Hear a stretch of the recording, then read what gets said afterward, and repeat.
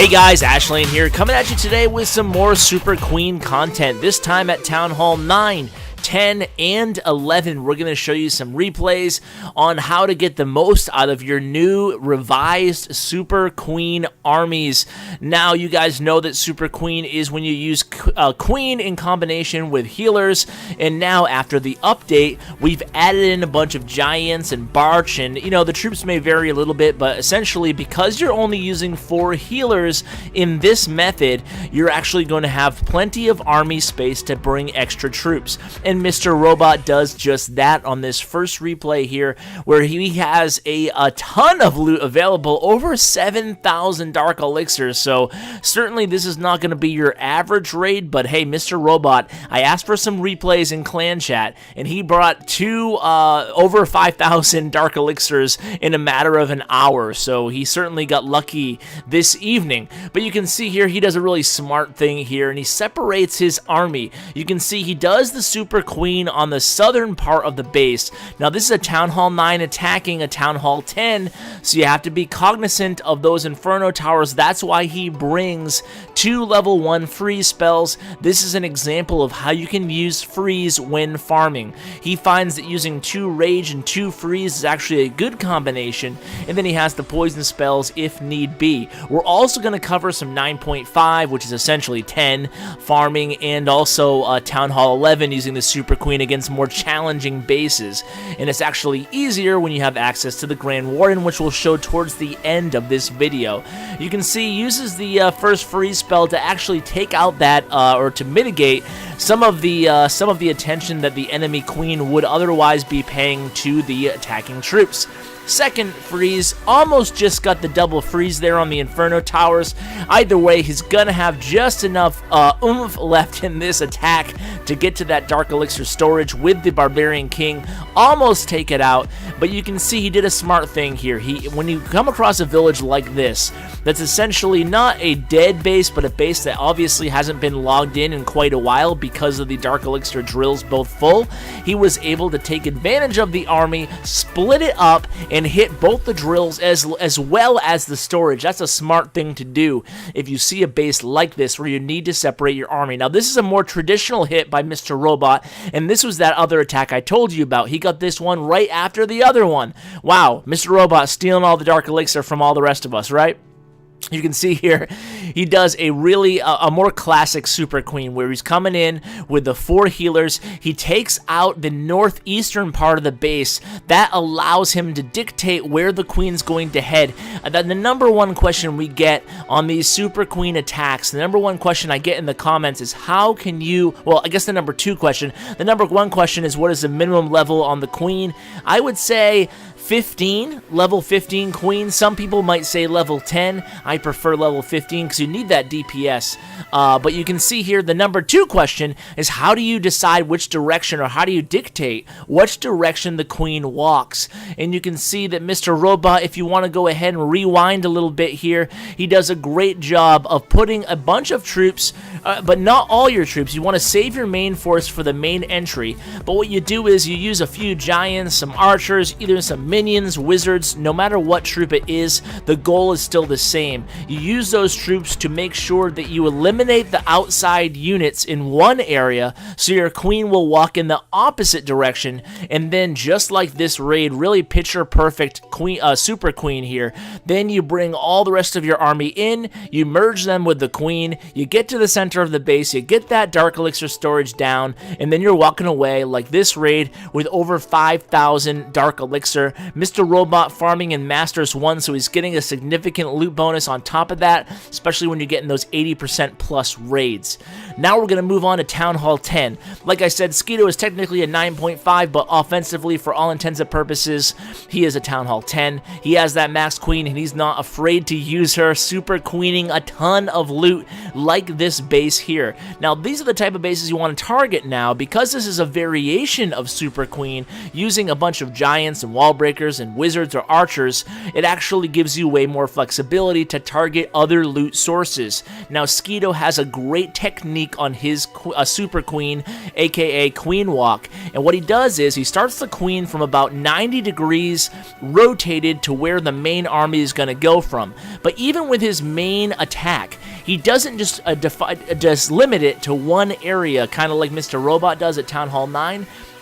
At Town Hall 10, it's much better, much easier, especially against these resource ring bases, or these ring bases with a center compartment with the both Inferno Towers. It's much easier to go ahead and bring a whole 90-degree area of an entry point besides the Queen. So let me repeat that. It's easy when you go ahead and split your giants into two forces. So he has the Queen going in from around the southeast, and then he has the main forces of his army all heading in via wall breaker entry along the southwest edge of the map. Then he uses a jump spell on the center of the map, and he's able to really do some heavy damage to this base. Not only does he get the 2 stars, but he gets almost all the loot as well. You can see that the Queen's still alive here. He has some minions in this army for some sniping around. Look at this, the Queen is taking out like half the base on her own. Obviously, this is the power of the Max Queen. You're not always going to get 100% on every base if you don't have a Max Queen, but certainly the technique is there. That's what you want to pay special attention to. It's going to be Skeeto again on this next raid. Now, a lot of you might be thinking, wait, all these raids only have 4 healers. Why 4? Why not 3? Why not 7?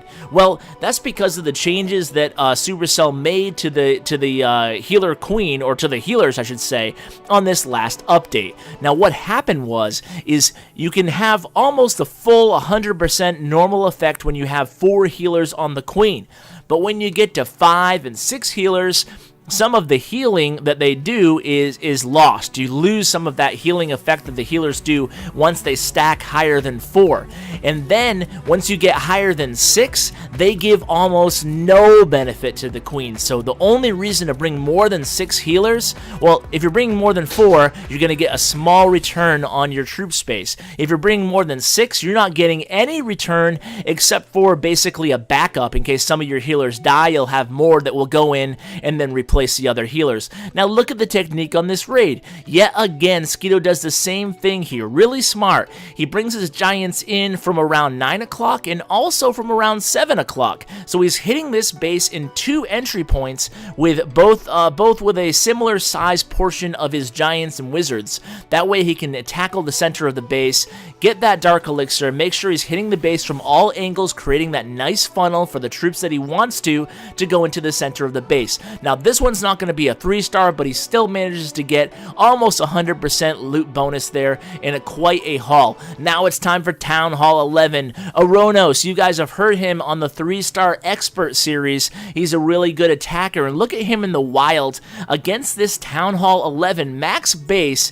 He's going to go ahead and hit it with a Queen Walk, Super Queen variation, with a bunch of giants and wall breakers, Barch, wizards, you name it. He even has a couple witches, and it's certainly a lot of loot. He's in Titan 3 like I am, and he's really going to take advantage of this attack style. It's not that expensive of an army, and he's going to go ahead and 3-star this base using Queen Walk into giants. He has 1 golem in the clan castle, bunch of wizards, providing a nice meat shield with all those giants and that golem for the rest of the witches and wizards. And then he has that queen taking care of that eagle artillery on her entry point. You can see he's really got this strategy down, and he's really able to dictate what way the queen walks. So another method of dictating what way the queen walks on a Queen Walk or a Super Queen, you can see he missed that free spell there, still able to pull out the 3-star attack. This is an impressive attack here.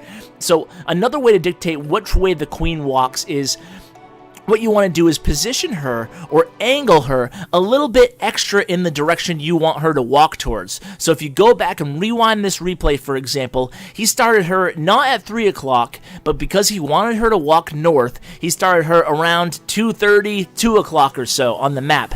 That way he was sure she would walk north because she's always going to go to the closest unit, and sometimes if you angle her a little bit, you can better predict which way she's going to head. You're always going to have times where you're just not able to get the right direction, and then you have to alter your strategy. You can't rage quit, you can't start over obviously, so you have to make the best with what you have and adjust your attack accordingly. So guys, I hope you enjoyed this follow-up Super Queen video at Town Hall 9, 10, and 11. I did have some more basic Super Queen information about a week ago. I'll go ahead and link that in the description, and my original Super Queen guide. Until then, I will see you guys next time, and as always, take care, guys. Hey guys, thanks for watching my video. Just a few ways you can help the channel out. Number 1, like. Number 2, subscribe. And number 3, comment. Tell me what you think of the video. I really appreciate it, guys, and it really helps me out a lot. Also, you can find me on social media. I'm active every day on Twitter at @clash_with_ash, and on Bindle chat group #ClashWithAsh. And as always, you can find me on my website at www.clashwithash.com. Thanks, guys.